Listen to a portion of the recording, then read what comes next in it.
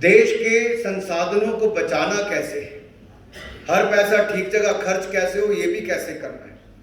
दूसरा, जब कांग्रेस ने हमें सत्ता दी तब क्या स्थिति थी देश की? India was among the 5 fragile economies of the world. दुनिया की 5 लड़खड़ाती चरमराती अर्थव्यवस्थाओं में से एक भारत था जब हमें सत्ता सौंप कर गए थे। लेकिन नरेंद्र मोदी जी की सोच और उनके नेतृत्व के कारण आज भारत दुनिया की पहली 6 अर्थव्यवस्थाओं में आकर खड़ा हुआ है। यह नरेंद्र मोदी जी ने करके दिया। फॉरेक्स रिजर्व्स 298 बिलियन डॉलर थे भारत के, आज फॉरेक्स रिजर्व्स 591 बिलियन डॉलर से ज्यादा है। यानी कि जितना 70 साल से ज्यादा समय में कांग्रेस ने इकट्ठा करने में लगाया, मोदी जी ने 7 सालों में उससे ज्यादा फॉरेक्स रिजर्व्स हिंदुस्तान के हम रख दिए। यानी कि जितना हमने कर्जा लिया उससे ज्यादा हमारे पास खजाने में पड़ा है। ये बहुत कम देशों के पास है, हिंदुस्तान ने किया है।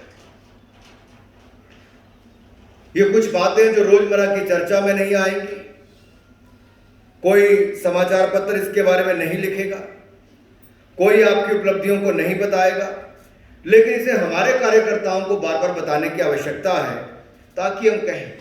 किसी ने बीच में से अच्छा सुझाव दिया कि अटल टनल के बारे में बोलिए।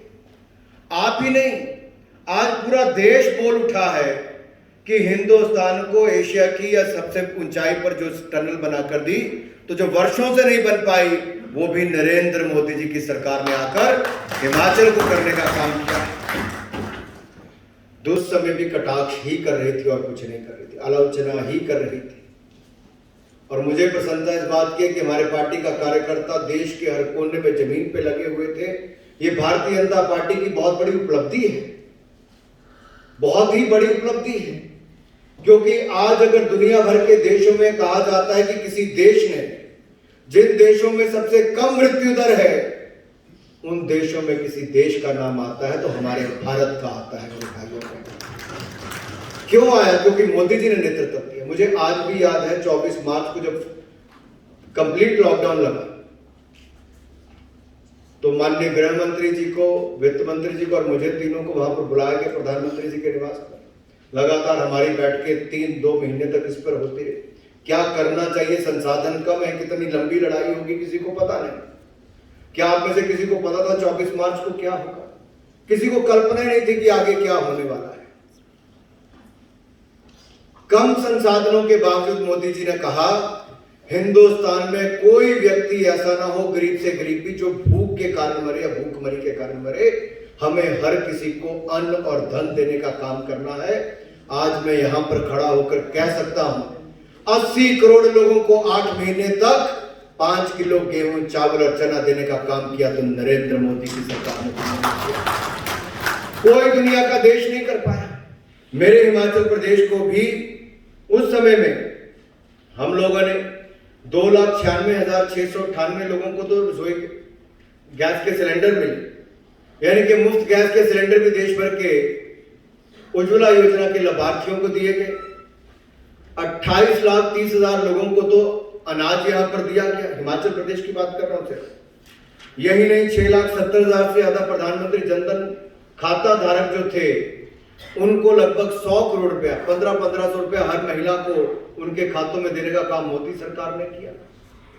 पीएम किसान योजना के अंतर्गत हिमाचल प्रदेश में 8,70,609 लाभार्थियों को 2-2 हजार रुपए की किस्तें उनके खातों में डालने का काम किया।